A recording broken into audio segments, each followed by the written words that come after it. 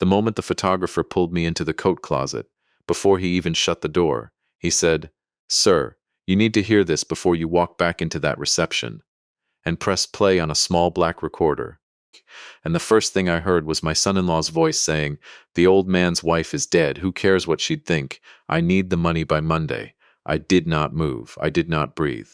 Somewhere down the hall, a string quartet kept playing the same 4 bars of a song about forever, and nobody in that ballroom had any idea that the floor had just opened up under my feet. My name is Walter Graham.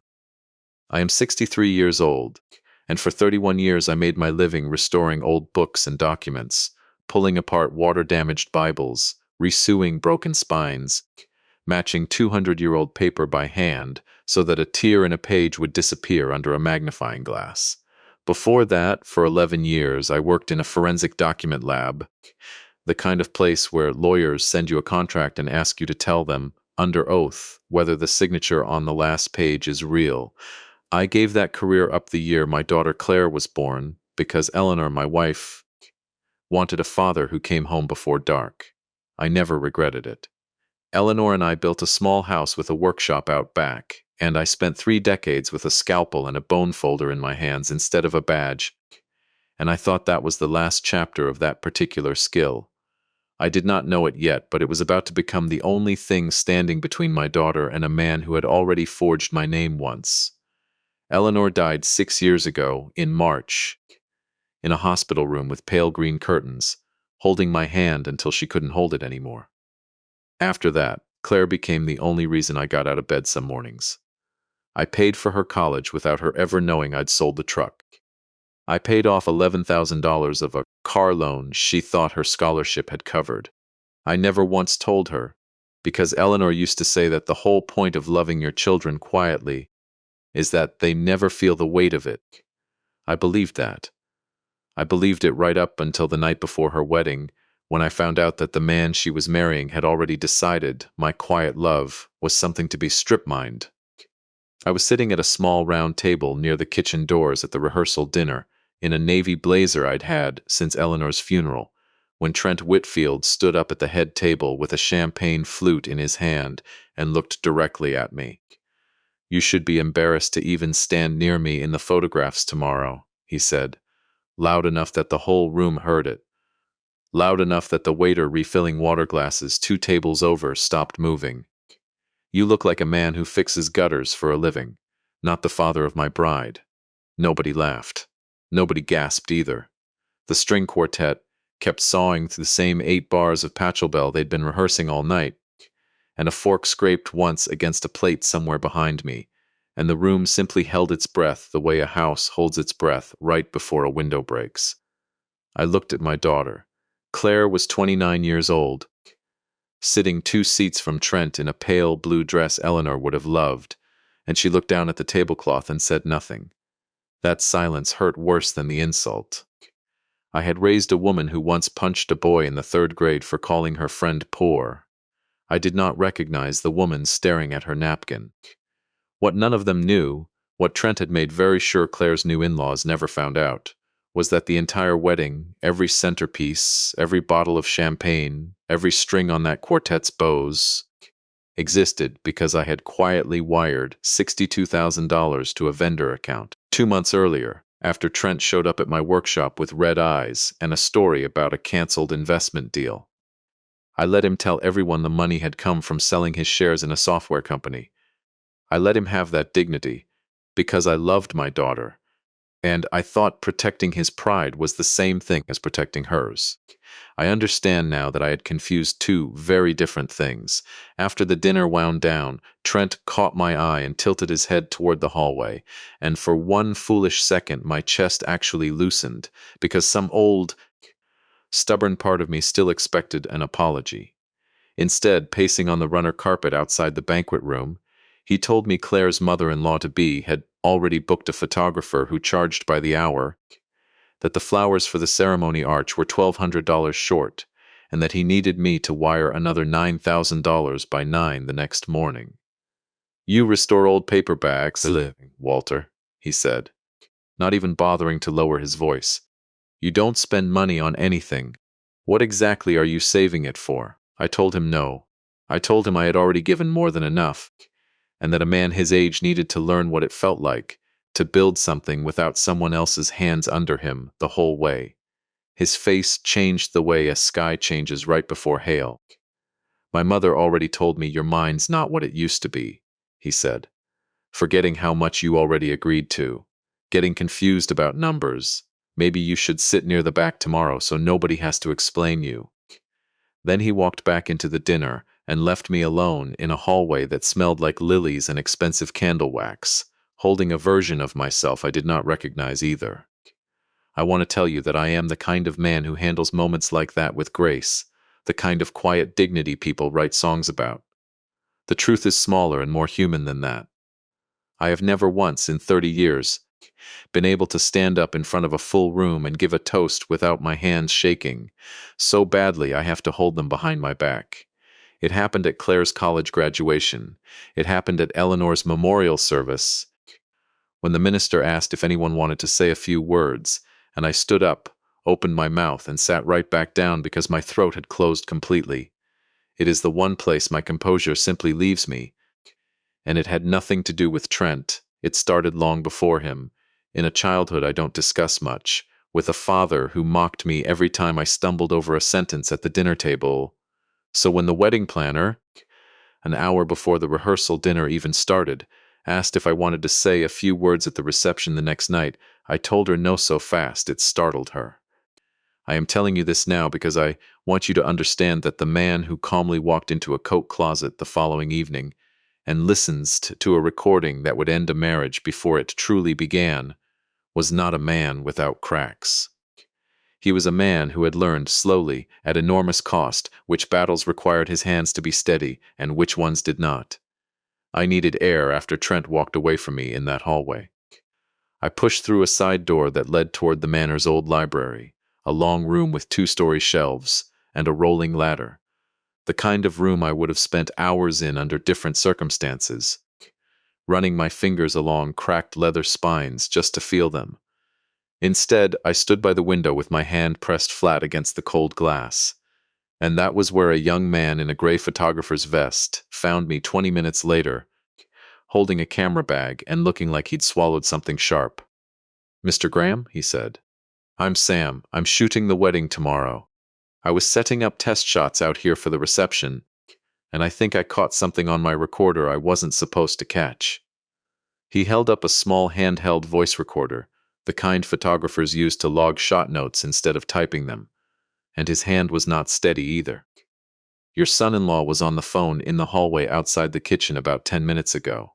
I wasn't trying to record him. I just forgot to turn the thing off after I logged my last shot list, and it kept running in my bag." I asked him what was on it. He looked at the library door like he expected someone to walk through it, and then he said the words that changed the shape of that whole weekend. "I think you should hear it yourself, sir. I don't think it's my place to tell you." I did not hear it that night. Sam asked if we could step somewhere private the next evening, during the reception, once he had a clean window between shots, because he didn't want to hand a grieving father a bomb the night before a wedding and then disappear. I respected that more than I could say. I went home that night to an empty house that still smelled faintly of the cedar closet where I kept Eleanor's coats, and I did not sleep. I sat at my workbench in the garage, under the lamp I'd used for 30 years, running my thumb along the spine of a 19th century hymnal I was restoring for a church 2 towns over, and I thought about the way Trent had looked at me in that hallway. So certain, so entirely without fear, like a man who had already decided I was harmless. I did not know yet exactly what he had done. I only knew, the way you know weather is coming before the sky changes color, that whatever it was worse than an insult about my jacket. The wedding day arrived gray and cool, the kind of morning that smells like rain even when it doesn't fall. I got to the manor early, the way I always do, because Eleanor used to say punctuality was the last kindness a person could offer without being asked. I was standing near the grand staircase in the lobby when the bridal suite doors opened and Diane Whitfield, Trent's mother, came down the hall in a robe the color of champagne already dressed for battle. She looked at my charcoal suit, the good one, the one I'd worn to exactly 2 funerals and nothing else, and did not bother softening her voice. "Walter, we need an understanding before the ceremony," she said. "You'll sit in the 4th row today, not the front. I've spoken with the photographer already. I won't have people in these photographs wondering why the father of the bride looks like he wandered in off the street." I told her the father of the bride traditionally sits in the front. "Not when the father of the bride can't be bothered to help pay for a honeymoon upgrade," she said. "Trent told me you refused. If you're going to be difficult about money, you can be difficult from the back." I did not argue with her. Something in me had gone very still and very quiet, the way it does right before I begin the most careful work of my life. The moment before I touch a scalpel to a 400-year-old page, and there is exactly one chance to get the cut right. I told her I would consider it, and I walked away, and I understood, standing in that lobby, that whatever Sam the photographer was about to show me, I was already at war. I simply hadn't been told the terms yet. The ceremony itself passed the way ceremonies do when your heart isn't fully inside your own body.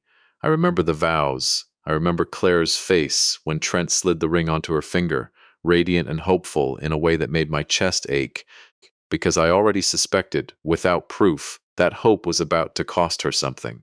I sat in the 4th row. I did not make a scene. I clapped when everyone else clapped, and I told myself that whatever came next, I would not be the reason my daughter's wedding day ended in a fight in front of 200 strangers. I did not yet know that the fight would not be started by me at all. The reception moved into the Manor's grand hall by 6 that evening. String lights strung across dark wood beams, round tables dressed in cream linen, a jazz trio in the corner, easing the room into the kind of gentle, expensive warmth that costs more per hour than most people make in a week. I sat at table 11, near the back corner by the kitchen doors. Diane had made good on her threat, though by then I had stopped caring where I sat. I watched Trent move through the room in his tailored tuxedo, laughing too loudly at his groomsmen's jokes, glancing at his phone every few minutes with an expression that didn't match a man on the happiest day of his life. I watched Claire dance with her new husband and try, and fail, to keep her smile from flickering every time she caught him checking that phone. I did not know yet what was written on that screen. I only knew, the way a restorer knows a page is about to tear before it tears, that something underneath the surface of that marriage was already coming apart. It was nearly 8 o'clock when Sam found me again, kneeling briefly by my chair under the pretense of adjusting a centerpiece for a better angle, and said quietly, "Mr. Graham, I have a 2-minute gap before the cake cutting. Can you meet me by the coat closet off the east hallway? Now, if you can." I stood up without a word to the strangers at my table and followed him out of the ballroom, past a caterer wheeling a cart of champagne flutes, past a hallway mirror that showed me my own face, looking older than it had that morning. He opened the narrow door to the coat closet, glanced once down the corridor in both directions, and pulled me inside among the wool coats and umbrella stands. "I need you to understand. I've thought about whether to show you this all day," he said, "and I decided you deserve to know before the night's over, whatever that means for the wedding." He held up the recorder. "I caught about 4 minutes of your son-in-law on the phone this afternoon, before the ceremony, in the service hallway behind the kitchen. He didn't know the door was cracked. I didn't mean to record it, but once I heard what was on it, I couldn't just erase it and pretend I hadn't." His thumb hovered over the small silver button. "Are you ready?" I told him yes, though nothing in me actually was. He pressed play, and the small speaker crackled to life with Trent's voice, tight and low and edged with something I had never once heard from him in 18 months of Sunday dinners. Real fear. "I told you I'm handling it, Gareth," Trent was saying. "The loan cleared. It's in the account. I signed it exactly the way you showed me. His signature's not that hard to copy off the wedding invitation he addressed." There was a pause, another voice too muffled to make out clearly, and then Trent again, sharper now. "The old man's wife is dead. Who cares what she'd think? I need the money by Monday, or your guy is going to do something I can't undo. It's just an old cottage sitting empty in the mountains. It's not like anyone's using it. He'll never even notice until the bank calls him, and by then it'll be paid back." Another muffled reply, and then, quieter, almost to himself, I know it was Eleanor's. I know. I don't have a choice right now, all right? Just make sure your guy backs off until Monday. Sam stopped the recording. I stood very still among the coats, and for a moment the only thing I could hear was the string quartet's distant, cheerful music leaking through the wall, playing a song about promises. My hands, for once, were not shaking. Something colder and steadier had taken their place. Eleanor's cottage, the little stone house in the mountains that her grandmother had left her, the one place on earth that had never belonged to my career or my mistakes or anything but the two of us, had a name on a bank document somewhere that was supposed to be mine, and almost certainly was not written by my hand. There's more, Sam said quietly, watching my face with the careful attention of a man who photographs grief for a living and knows exactly what it looks like arriving. He mentioned a name a couple times before this part. Gareth Voss. I looked him up on my phone in the bathroom. He's Trent's stepfather. There's a civil complaint against him online from 2 years ago, something about predatory private lending. I don't know exactly what your son-in-law owes him, but it didn't sound like something you say no to. He held the recorder out toward me with both hands, the way you'd hand someone something breakable. I don't know what this means for you, sir. I just know I couldn't stand in that ballroom, taking pictures of that man kissing your daughter and say nothing. I took the recorder from him. It was lighter than I expected, cool metal and cheap plastic, and it did not feel at all like what it was, the exact shape of the next 6 months of my life fitting into the palm of one hand. I thanked Sam, and I meant it more deeply than those 2 words could carry, and I told him I needed him to do one more thing for me before the night was over, if he was willing. He said he was. I asked him to keep shooting exactly as planned, to say nothing to anyone, and to make sure that recorder never left his possession except into mine. Then I walked back toward the ballroom, past the mirror that had shown me an old, tired man an hour earlier, and this time it showed me something else. A man who, 30 years ago, used to be handed forged signatures by lawyers and told, quietly and without drama, prove it or don't. I had never stopped knowing how to do that. I had simply been waiting, without realizing it, for a reason to remember. I did not confront Trent that night. That is not what careful men do, and 31 years of holding 400-year-old paper, together with nothing but patience and the right adhesive, had taught me exactly one unbreakable rule. You never move on a document until you have verified every fiber of it, because the moment you act on instinct instead of proof, you destroy the very thing you were trying to save. I went home once the cake had been cut and the bouquet had been thrown, and I sat at my workbench with the recorder in front of me, and Eleanor's photograph propped against the lamp, and I made 2 phone calls before midnight. One to a locksmith I trusted more than most people, who could get into a filing cabinet without breaking it, and one to an old colleague from my forensic lab days, who now worked exclusively on real estate fraud. I did not know yet exactly how deep this went, or how much of my late wife's inheritance had already been signed away with a hand that wasn't mine. I only knew that somewhere out there, a man named Gareth Voss believed he had already won, and that my son-in-law believed an old man who fixed gutters for a living. His words, not mine, would be too slow, too sentimental, or too frightened to notice what had been taken from him until it was much too late. He was wrong on every single count. I did not know it yet, but by the time I finished that first phone call, the quiet man from table 11 had already stopped existing. The morning after the wedding, I did not call my daughter to ask how the honeymoon plans were coming. I called Renata Cole instead. Renata and I had spent 4 years in the same forensic lab 20-some years earlier. Back when I still carried a badge instead of a bone folder. Back when the 2 of us used to argue over lunch about whether a shaky signature meant nerves or fraud.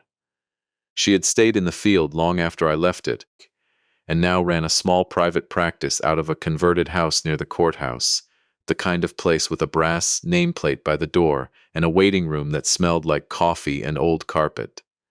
She answered on the second ring, the way she always had, like she'd been sitting by the phone her whole life waiting for someone interesting to call. "Walter Graham," she said, "I heard you retired to fix Bibles." I told her I needed her professional opinion on something, and I could hear her sit up straighter through the phone. I brought her 3 things that afternoon: a stack of old birthday cards and grocery lists in my own handwriting, spanning 15 years, for a natural baseline comparison. The recorder Sam had given me, which I had not yet let anyone else hear, and a folder I had pulled together from a single careful phone call to the county recorder's office that morning, using nothing but my own name and a polite request for any liens filed against a property I owned outright. Eleanor's cottage, deeded to me alone the year after she passed, exactly as she'd asked in her will, so that Claire would always have somewhere quiet to go without it ever becoming part of an estate fight. The recorder's office had been happy to help a man asking about his own property. What came back by fax 2 hours later was a copy of a home equity agreement for $130,000, filed 6 weeks before the wedding, secured against that cottage, funded through something called Meridian Bridge Lending LLC. At the bottom, in blue ink, was a signature that looked, to my own eye, unsettlingly close to mine. Renata laid my old cards out in a row under a strong lamp, then set the loan signature beside them and picked up a jeweler's loupe the way other people pick up reading glasses, automatically, without thinking about it. She was quiet for a long time. I have always loved watching people work at the thing they are truly good at, and even with my chest tight and my future unraveling on that table, some old part of me still admired the stillness of her hands. "Your W is consistent across 15 years, she finally said. "Same entry stroke, same slight hook at the end, every single time, because you learned it that way as a boy and you've never once thought about it since. This W," she tapped the loan document, "starts with a hesitation mark. Whoever wrote this had to look at a sample first. It's a good forgery, Walter. It would fool a bank teller in under a second glance. It would not fool a jury. And it will not fool me." She looked up. "Who had access to your handwriting?"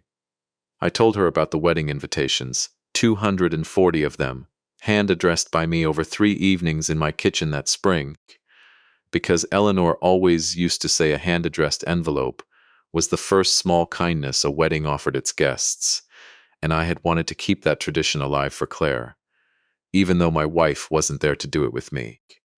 Trent had come by one of those evenings to pick up a box of favors for the reception, and I remembered him standing at my counter for nearly 20 minutes, leafing through the finished stack to check the spelling. He'd said, while I was in the other room getting the box down from a shelf. I had not thought about it again until that moment in Renata's office, watching her trace the hesitation mark under her loupe.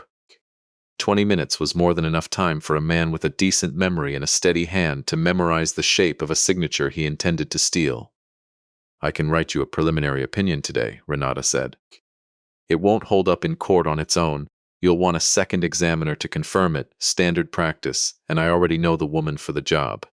But Walter, I've looked at a lot of forged documents in my life, and I want you to understand something before you do anything else with this. Whoever set this up didn't just forge a signature. Look at the lender." She slid the loan paperwork toward me and pointed to a line near the bottom, a registered agent address for Meridian Bridge Lending LLC that traced with one quick search on her office computer to a modest office suite above a nail salon 2 towns over and to a man named Gareth Voss, listed as managing member. "This isn't a bank," she said. "This is a private lender who specializes in loans nobody else would approve at interest rates that would make your eyes water, secured against property the borrower doesn't legally have the right to pledge. Men like this don't sue you when you fall behind, Walter. They call people." I sat in her office a long time after that, holding a fax copy of a document that had quietly staked a claim to the one piece of the world Eleanor had left entirely to me, and I thought about the voice on Sam's recorder saying, "It's just an old cottage sitting empty in the mountains. It's not like anyone's using it," and I felt something in my chest that was not quite anger yet. It was closer to grief, the particular grief of realizing that a man my daughter had promised her life to had looked at the last physical piece of my wife and decided it was collateral. I want to tell you the truth about the days that followed, because I think it matters more than the part of this story people usually want to hear, the part with the confrontation and the collapse.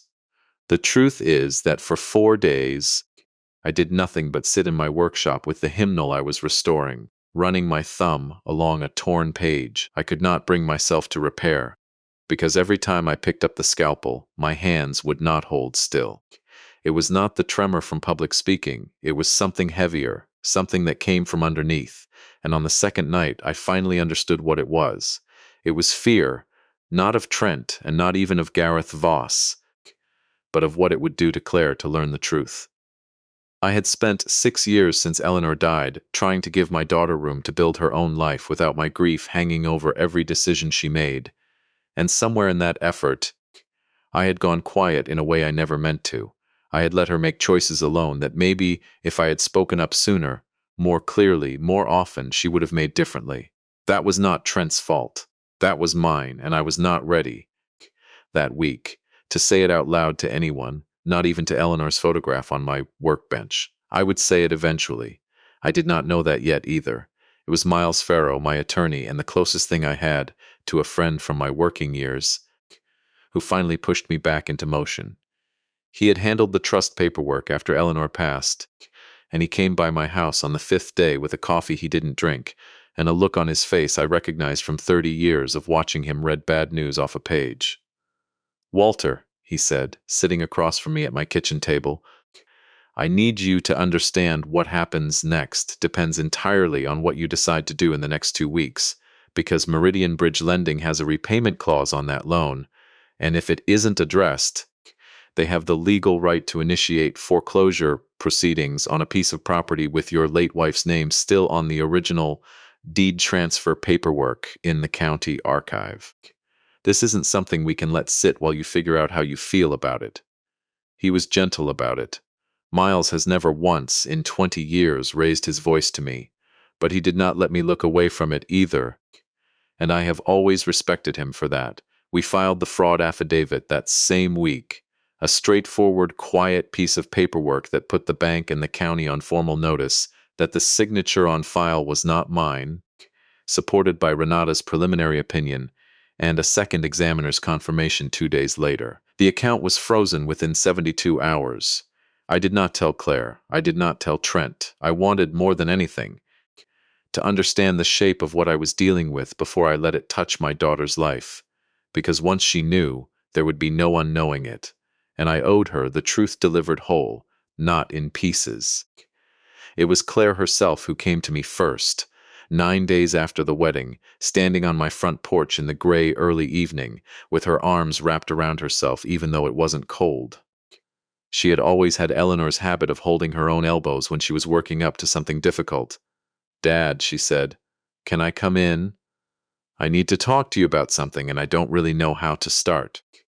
I made tea I knew she wouldn't drink, the way I always had, because it gave both of us something to do with our hands, and we sat at the same kitchen table where Miles had delivered his warning 9 days earlier.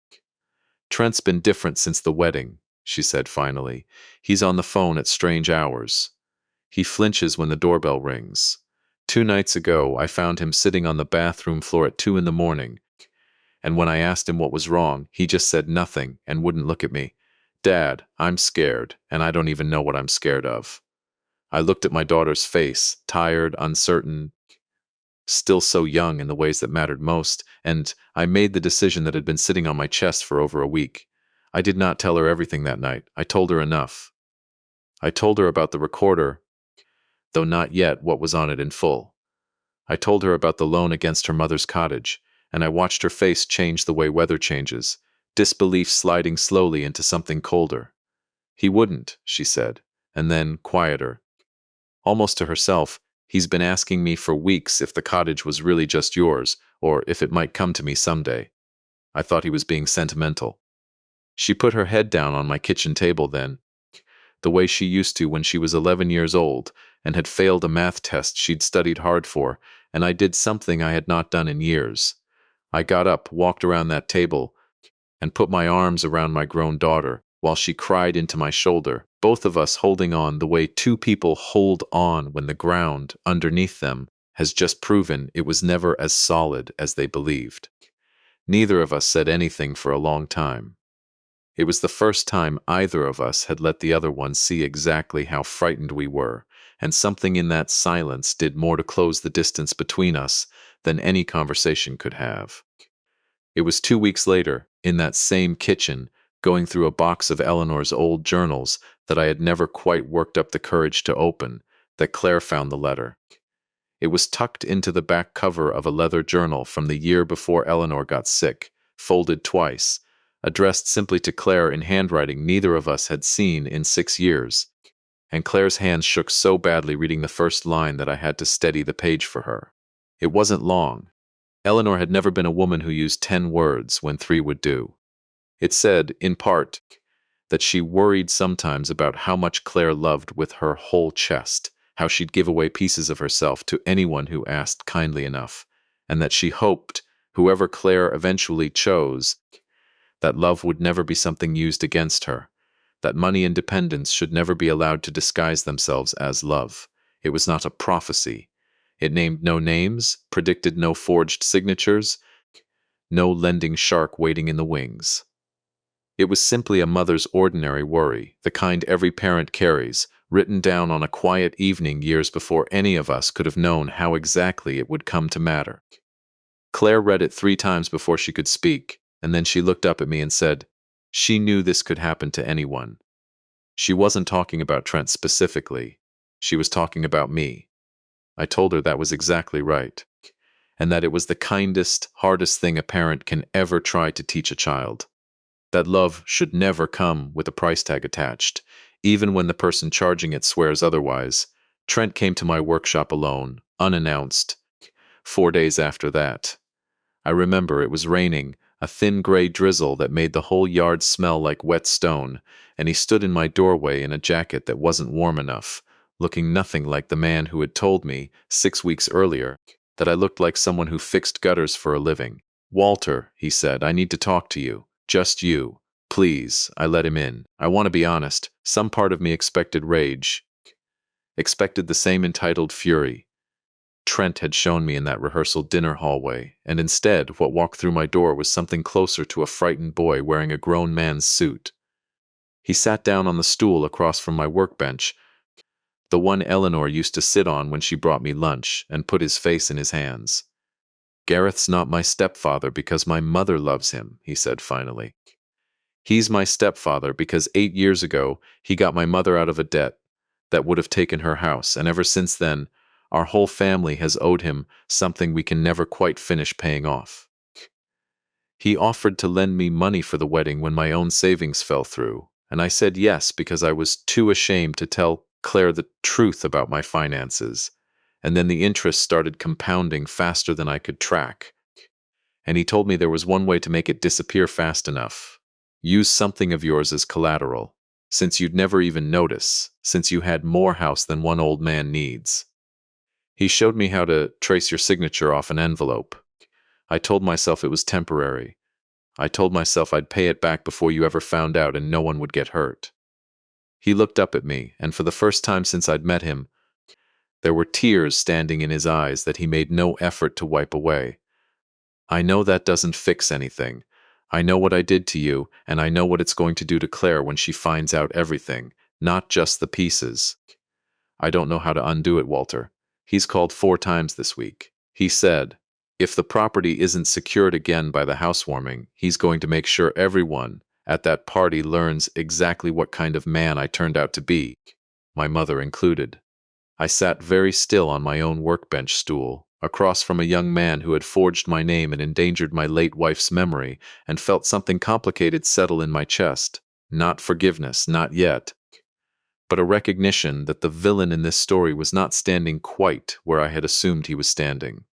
Gareth Voss had built a debt trap for a frightened family years before I ever entered the picture, and Trent, for all his cruelty at that rehearsal dinner, was as much a man being squeezed as he was a man doing the squeezing. That did not undo what he'd done. It did not restore a single dollar of what had already been signed away, or erase the words the old man's wife is dead. Who cares what she'd think from where they now lived permanently in my memory? But it told me exactly how to end this, and where. Diane Whitfield, eager as ever to prove her son had married well, had already sent out invitations to a housewarming party for the newlyweds' first home 2 Saturdays away. The very home I now understood that the stolen money had helped furnish.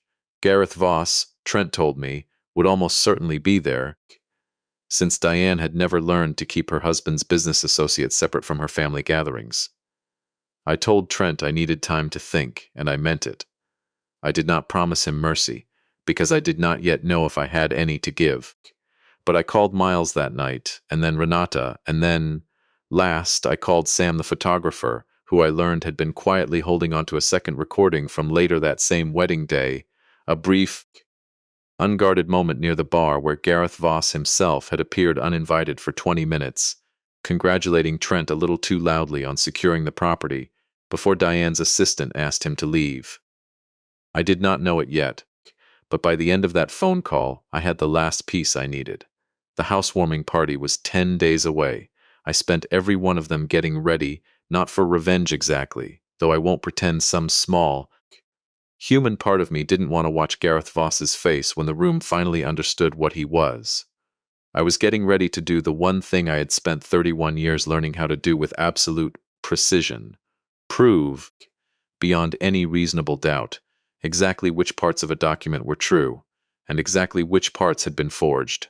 The morning of the housewarming, I put on the same charcoal suit I'd worn to Eleanor's funeral, and for the first time in 6 years, that felt less like mourning and more like armor.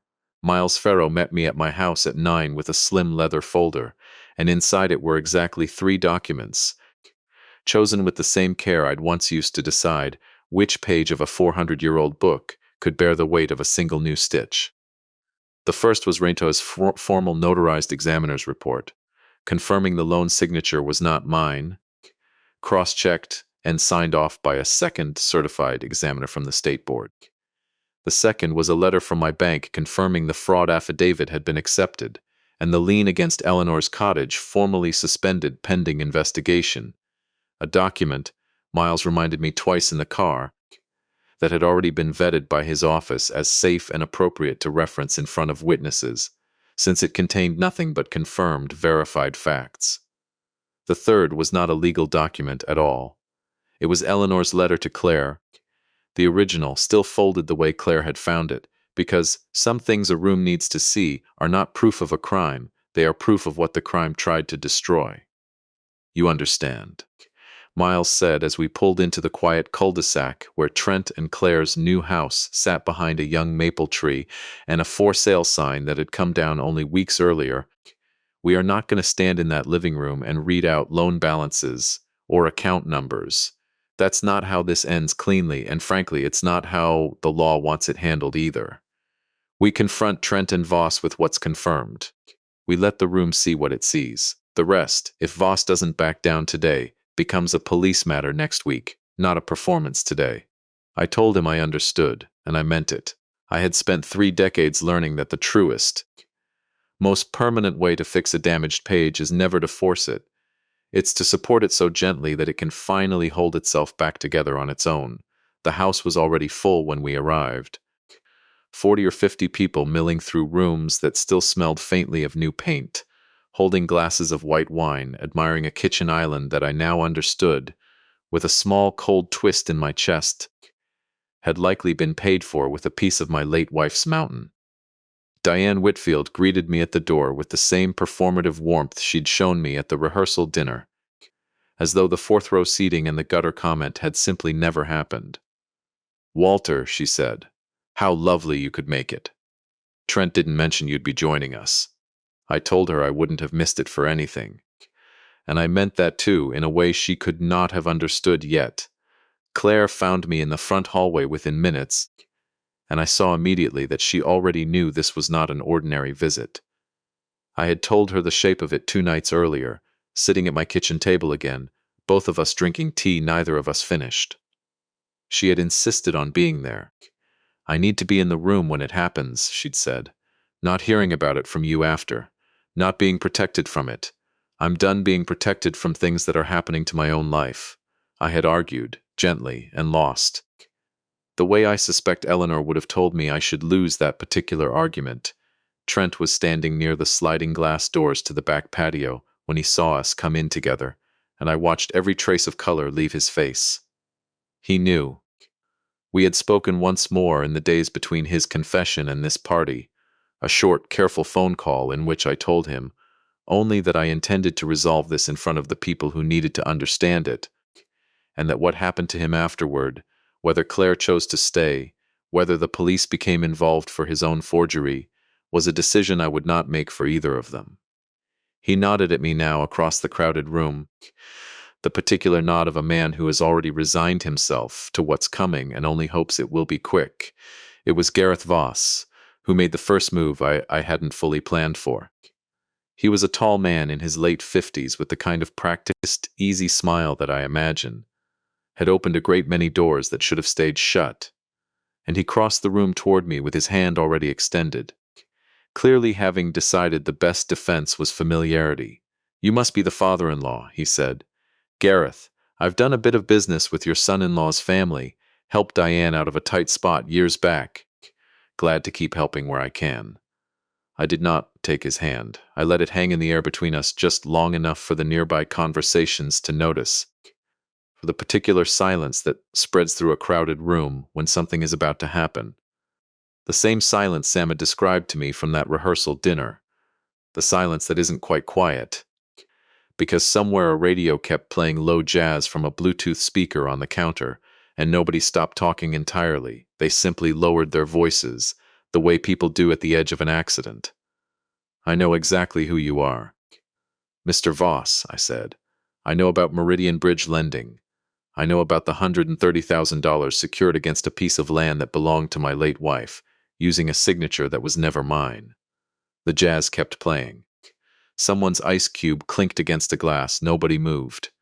"And I know," I said, quieter now so that only the people closest to us could hear it, "that 4 weeks ago, on a recording made entirely by accident, you were told, by the man standing behind you, that my wife was dead and that nobody cared what she would have thought about any of this." I watched something flicker behind Voss's easy smile.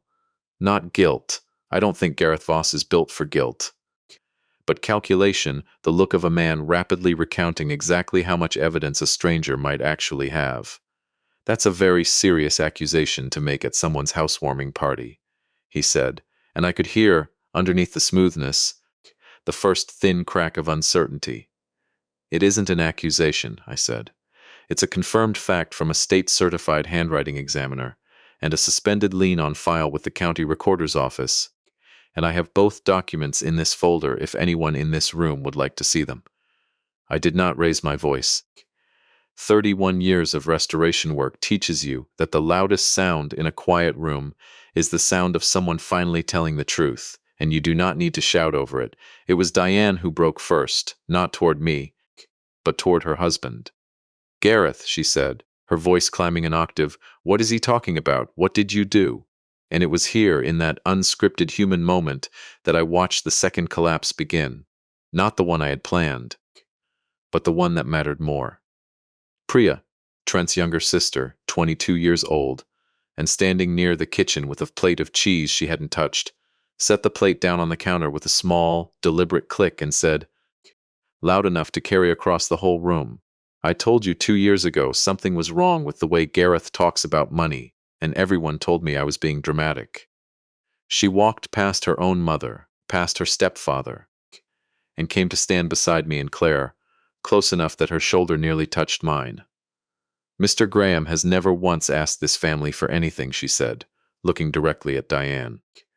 "He paid for the whole wedding and let Trent take the credit for it because he wanted his daughter to have a nice day, and you had him sitting in the back row. Nobody had asked her to say any of that. It was the kind of thing I would learn later from Claire that Priya had wanted to say out loud for 2 years and never found the moment brave enough to hold it. She had found it now, standing in her brother's kitchen, cutting off her own family in the middle of their own party. And I felt something in my chest loosen for the first time in weeks. Trent stepped forward then, and I braced myself, uncertain even now which version of him would speak, the boy who had wept in my workshop, or the man who had told me I looked like someone who fixed gutters. What came out was neither. "He's telling the truth," Trent said, to the room, to his mother, to Gareth, in a voice that shook but did not stop. "I forged the signature. Gareth showed me how." I did it because I was in debt to him and I was too much of a coward to tell any of you the truth about my own finances. And I let it happen to a man who has never once been anything but decent to me. He looked at me. I'm not asking you to forgive me in front of everyone, Walter. I just needed to say it myself, out loud, instead of letting you carry the whole weight of proving it. Gareth Voss, seeing the room turn entirely against him in the space of 90 seconds, tried one last angle, the kind I imagine had worked on frightened, indebted people for years. None of this changes the fact that a loan is a loan, he said, straightening his jacket, his voice hardening back into something practiced. I'll have my attorney contact yours, and we'll see whose paperwork holds up. Miles stepped forward then, calm as ever, and simply handed him a copy of the bank's suspension letter. It already has, Miles said. The lien's suspended pending a fraud investigation. The county is required to open the moment a certified forensic examiner files a report, which happened 2 weeks ago. You're welcome to have your attorney call mine. I'd also gently suggest checking whether your firm's lending license is still active in this state, since the last renewal I could find on public record lapsed 14 months ago. I do not know precisely what happened to Gareth Voss's face in that moment, because I was not looking at him anymore. I was looking at my daughter. Claire had not said a single word through any of it. She stood very still beside me, her hand finding mine the way it used to when she was 6 years old and afraid of thunderstorms, and when Trent finished speaking, she finally looked at him, not with the cold fury I might have expected, and not with forgiveness either, something quieter and more complicated than either. You let my father sit in the back row of our wedding, she said. You let your mother tell him he wasn't welcome near the photographs, and the whole time, you already knew what you'd done to him. Trent had no answer for that, because there wasn't one that would have helped him. Some rooms don't need a verdict announced out loud. Everyone standing in that kitchen already understood exactly where things stood. It was a small voice near the sliding door that finally broke the tension that had settled over the room like dust after a fall. Priya's daughter, 4 years old, in a yellow dress, had wandered in from the back patio holding a dandelion she'd picked from the yard, entirely unaware of what she was walking into. She looked around at the silent, stiff adults, tugged on my sleeve since I happened to be nearest to her, and asked, with the particular clarity only small children manage, "Why is everybody being quiet and mad? Is it because that man," she pointed, without any malice at all, at Gareth Voss, "was mean to the nice grandpa?" Nobody answered her right away. Diane made a small, strangled sound that might have been a laugh or might have been the opposite. I knelt down slowly, my knees protesting the way they always do now, and told her that sometimes grown-ups forget that being kind to people matters more than anything else they might want, and that everyone in the room was just remembering that right now. She considered this with tremendous seriousness, handed me the dandelion, and said, "You can have this, it's a wishing one," before wandering back out to the patio entirely satisfied with her explanation of the situation.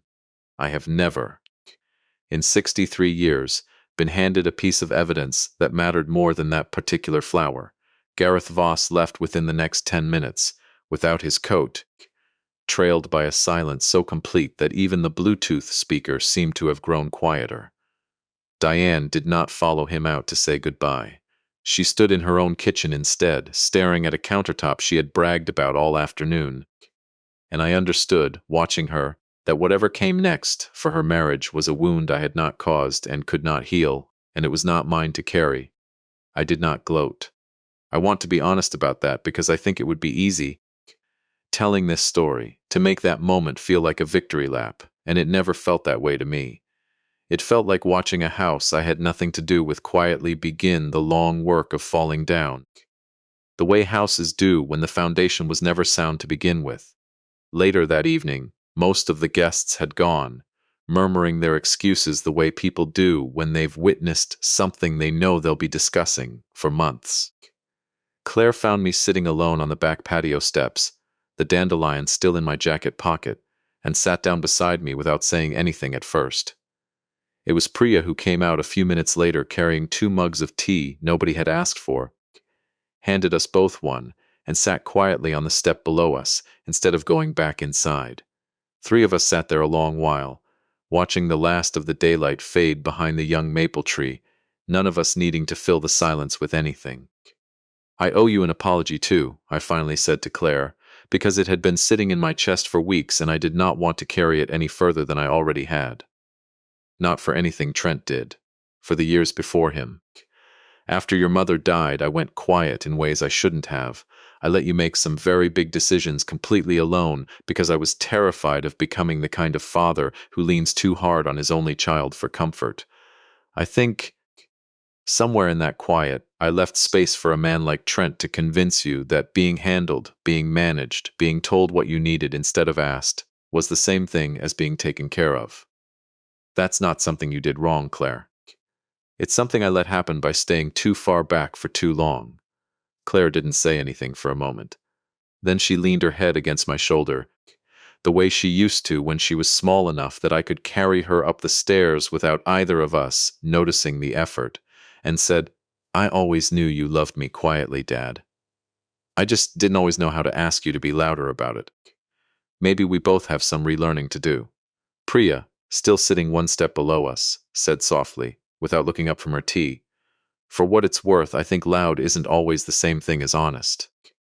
He was more honest with me in 90 seconds today than my stepfather's been in 8 years. 3 weeks passed before anything about that day found its way into a courtroom.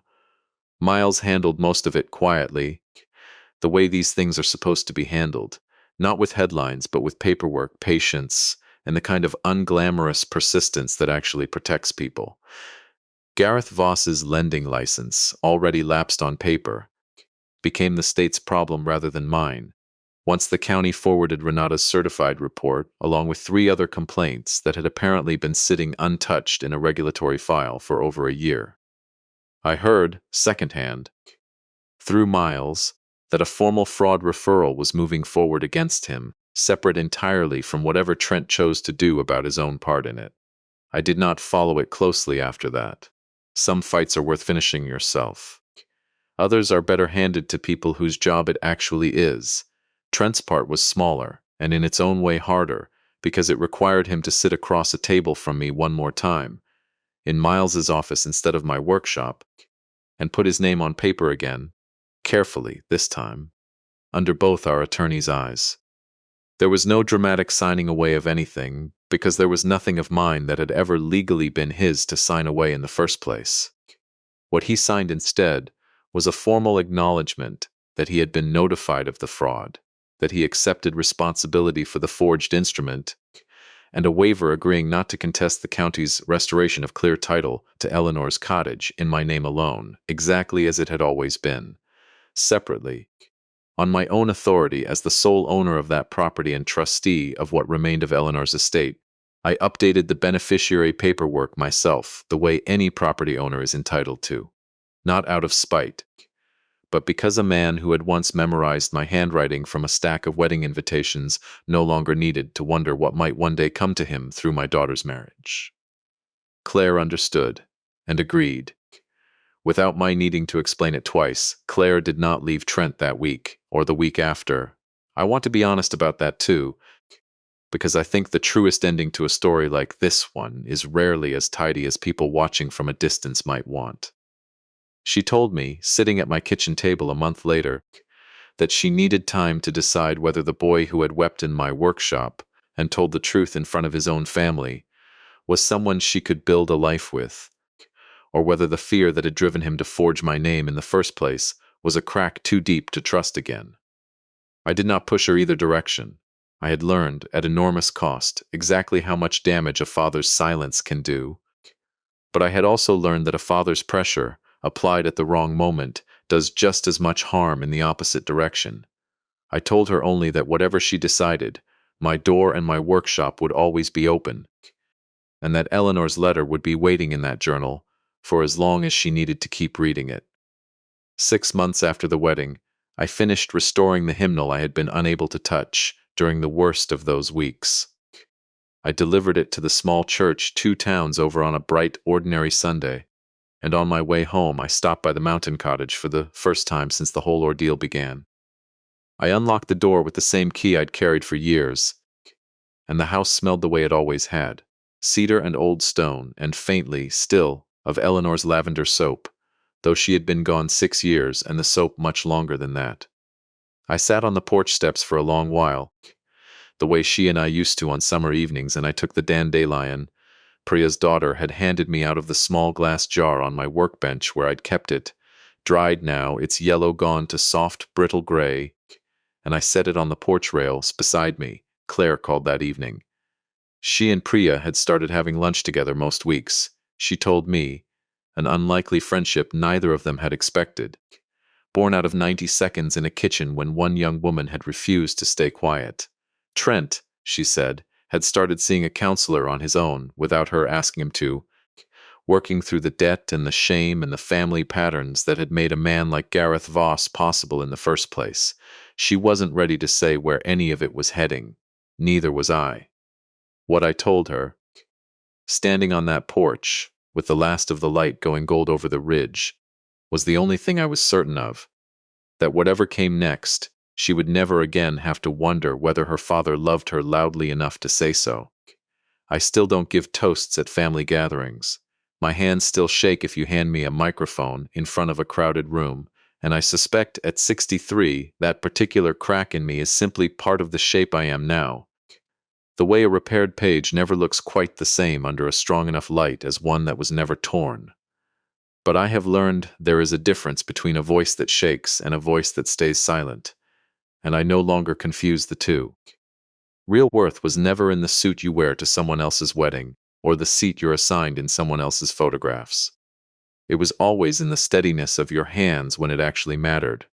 And in choosing, finally, after a lifetime of quiet, to speak the truth out loud when your daughter needed to hear it most.